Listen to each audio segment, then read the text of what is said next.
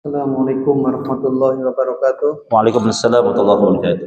Ustaz, pertanyaan yang pertama, Pak Ustadz, di alam kubur itu adalah alam kehidupan yang sesungguhnya. Mohon pencerahannya Pak Ustadz, karena di alam kubur kita hidup tapi tidak bisa melakukan apa-apa. Nah, dalam berbagai dalil yang qat'i subut, dalil yang kuat dan tetap, maka ijma ulama akidah mengatakan bahwa di alam kubur itu manusia akan hidup. Tapi tentu hidupnya tidak seperti kita hidup di dunia sekarang. Ya, di dunia sekarang kita makan, kita minum, kita beraktivitas, tidak ya. Artinya makna orang akan hidup itu orang akan mendapatkan satu di antara dua konsekuensi. Apakah kemudian dia akan diberikan nikmat kubur atau kemudian dia akan disiksa di alam kubur. Ya, makanya salah satu doa kita berlindung dari siksa kubur. Ini membuktikan bahwa di alam kubur itu manusia diberikan nikmat atau diberikan siksaan. Ini dalilnya. Ya. Maka ingat apa maksud dari manusia itu hidup di alam kubur, maksudnya adalah mereka akan mendapatkan konsekuensi. Ya, dihidupkan artinya mereka akan apa? Diberikan kenikmatan atau mereka akan disiksa. Disiksa pun kalau kita baca secara detail tentang beberapa dalil tentang siksaan alam kubur itu juga beragam bentuknya. Ada yang disiksa mulai dari dia masuk alam kubur sampai kiamat ditegakkan dan dilanjutkan nanti di hari akhirat. Jadi udah di alam kuburnya disiksa sampai kiamat ditegakkan sampai kemudian nanti lanjut ke akhir. Ini orang-orang yang kafir. Ya, ada yang kemudian dia disiksa sementara, kemudian dia diistirahatkan. Kenapa dia disiksa sementara? Karena siksaan dia di alam kubur untuk meringankan atau untuk menghilangkan siksaannya di akhirat. Ini bagi orang-orang muslim yang berbuat dosa atau berbuat maksiat ketika dia di dunia. Dia disiksa sesuai dengan kadar dosanya, tapi tujuan penyiksaan itu untuk meringankan atau menghilangkan siksanya di hari akhirat. Nah, tapi berdoalah kepada Allah agar kemudian kita tidak mendapatkan perkara-perkara seperti itu. Tapi doa sama Allah agar kita kemudian diberikan nikmat kubur. Ya. Masya Allah. Antum kebayangkan? Coba makanya kenapa sunnah Nabi itu?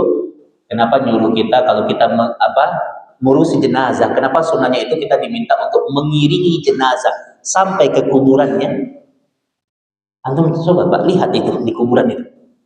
Sempit, pengap, panas. Ya, gelap, menakutkan. Kita akan berada di dalam itu. Di dalam itu. Orang takut apa sih yang dia butuhin kalau takut? Bukan makanan, Pak. Orang kalau takut dia butuh teman. Dia butuh teman. Maka sholat yang kita tegakkan, puasa yang kita jalankan, zikir yang kita baca, Quran yang kita baca, itu temanmu. Temanmu di alam kuburmu dan di hari akhirat. Tapi kalau kemudian kita tidak mengenal ibadah di dunia, orang akan sendirian disiksa. Orang Pak, lewat depan kuburan saja, ada sebagian orang itu takut Pak. Padahal dia masih di permukaan itu. Kebayang nggak orang di dalamnya itu, di dalamnya. Ini tempat yang menakutkan. Maka amalan saya teman saya kita untuk menghadap Allah Subhanahu wa taala. Ustaz, pertanyaan selanjutnya, ada sebuah penjelasan mengenai tanda-tanda ajal seperti 100 hari sebelumnya menggigil, 40 hari denyutan pusar, 7 hari sebelumnya perubahan nafsu makan dan sebagainya. Apakah ini semua merupakan hadis sahih atau bukan Ustaz? Nah, anak pernah meneliti itu, kita pernah duduk dengan para asatidz. Jadi berkaitan dengan 100 hari menjelang ajal mendatang, maka ini hanya ijtihad ulama. Ijtihad ya, ijtihad artinya ini pandangan ulama. Prinsipnya pandangan itu mungkin memang kalau kita baca beberapa referensi, memang pandangan ini diambil memang dari beberapa kisah-kisah para ulama terdahulu. Jadi mungkin ada ulama yang kemudian dia menceritakan ketika menjelang kemudian dia menghadapi kematiannya, ada satu hari kemudian dia alami. Tapi ingat, setiap orang itu berbeda, Pak. Setiap orang itu berbeda. Jadi kalau bicara tentang pengalaman, setiap orang berbeda yang akan dia alami. Ya, jadi prinsipnya kata Imam Malik mengatakan rahimahullahu taala, kullu qaulin yu'khaz aw yutrak ila ma yuqal sahib hadzal maqam. Kata Imam Malik, kalau itu ijtihad ulama, pendapat ulama, itu prinsipnya boleh kita ambil dan boleh kita tinggalkan. Ya, kecuali kalau memang ada Al-Quran, ada ayatnya, ada hadisnya, baru wajib kita ambil. Jadi anak rasa yang 100 hari itu bisa kita jadikan ibrah pelajaran agar kemudian kita lebih mempersiapkan diri kita. Tapi ingat, banyak kematian itu yang tidak menggunakan tanda. Ya, jadi jangan kita berpatokan kepada tanda.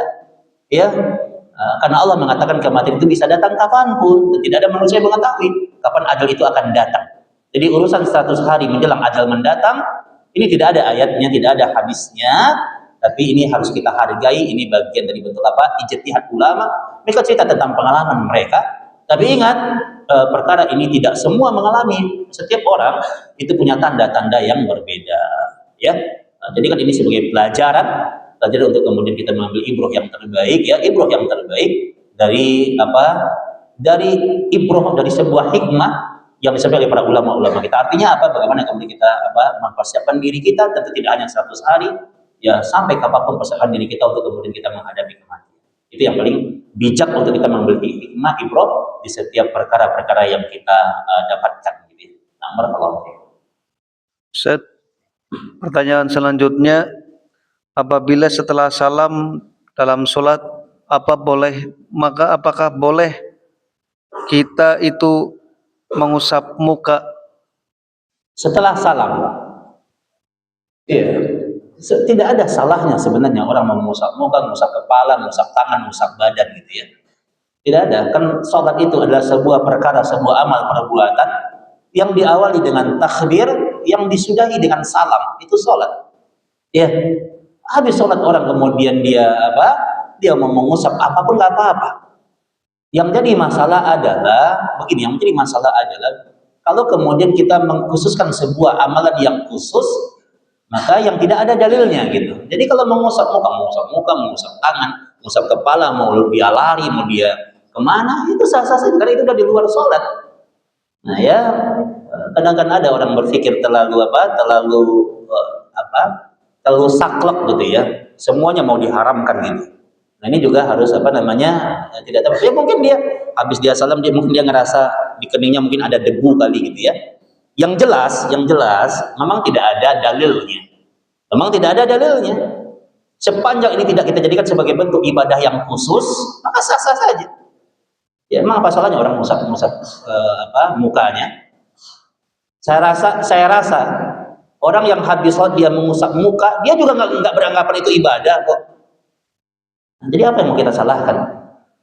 Jadi saya rasa kembalikan kepada kaidah umum, sesuatu yang umum sah-sah saja.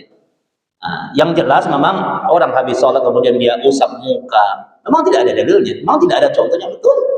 Tidak ada contohnya. Tapi itu juga tidak ada salahnya. Itu kembali kepada kaidah umum saja gitu ya. Sepanjang kita beranggapan itu bukan ibadah yang khusus, bukan sebuah amalan-amalan yang khusus, ya maka itu sah-sah saja. Dia mau ngusap kepalanya kayak dia mau ngusap tangannya gitu ya, sah-sah saja. Ya, nah ini kaidahnya seperti itu. Jadi sepanjang tidak beranggapan itu ibadah, karena ingat kalau kecuali ada pengecualian, kecuali kalau itu dianggap ibadah yang khusus. Karena kaidah syar'i mengatakan sebuah ibadah yang khusus itu butuh dalil yang khusus. Ibadah yang khusus butuh dalil yang khusus. Sepanjang tidak ada dalil khususnya, maka tidak boleh kita katakan itu ibadah. Nah, kalau sebuah amalan, kadang-kadang orang refleks aja gitu ya, dia usap mukanya, ya kemudian dan dia anggap itu sebagai perkara yang umum saja, maka itu tidak apa-apa. Nah, barakallahu. Pertanyaan selanjutnya, Ustaz, apakah siksa neraka itu abadi buat orang-orang yang masih ada amal baik, dia bertauhid meskipun sedikit, karena dia gimana nih? Misalnya dia masuk surga setelah dibakar atau disucikan di dalam api neraka. Nah, di hadis Sahih Bukhari dikatakan di hari akhirat nanti akan ada orang diberikan gelar dengan jahannamiyun. Di hari akhirat nanti akan ada orang diberikan gelar dengan jahannamiyun. Sahabat bertanya, siapa itu jahannamiyun? Jahannamiyun artinya adalah mantan-mantan penghuni jahannam.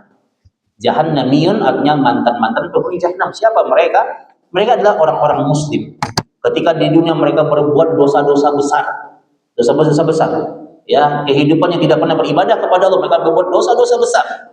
Tapi ingat, di hati mereka yang paling kecil masih ada secuil, masih ada sedikit tauhid, mereka masih beriman kepada Allah. Tapi memang hidup mereka itu berdosa besar, mereka membunuh, mereka berzina, dosa besar mereka lakukan sepanjang hidupnya. Ya, tapi di hati mereka masih mengimani Allah Subhanahu wa taala. Maka orang ini Allah akan angkat dia. Ya, dia disiksa di neraka dalam waktu yang sangat lama, disiksa di neraka lama, kemudian dia diangkat. Dan kemudian dia dimandikan di sungai yang ada di surga dan dia akan masuk surga.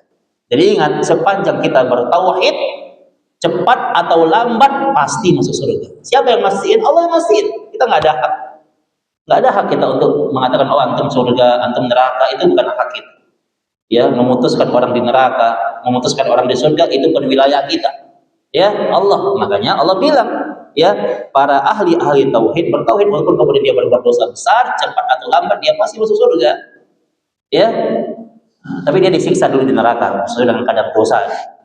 Yang kekal di neraka itu adalah orang-orang kafir. Kafir kekal di neraka, orang-orang kafir yang tidak beriman kepada Allah, atau orang yang mati dia muslim tapi dia mati dalam kemusyrikan. Kemusyrikan. Ya, dia muslim, KTP-nya Islam. Ya, tapi kemudian dia apa?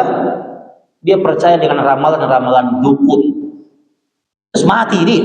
Nah, ini yang kemudian akan kekal di neraka. Jadi orang-orang yang berbuat musyrik atau orang-orang kafir, Allah sampaikan, Allah yang cerita kepada kita dalam Al-Quran, dalam kalamnya yang mulia, ya, Allah yang cerita bahwa mereka akan kekal di neraka khalidina fiha abada, khalidina fiha abada. Tapi orang yang dia masih ada tauhid, maka tauhid adalah harta yang paling berharga di muka bumi ini.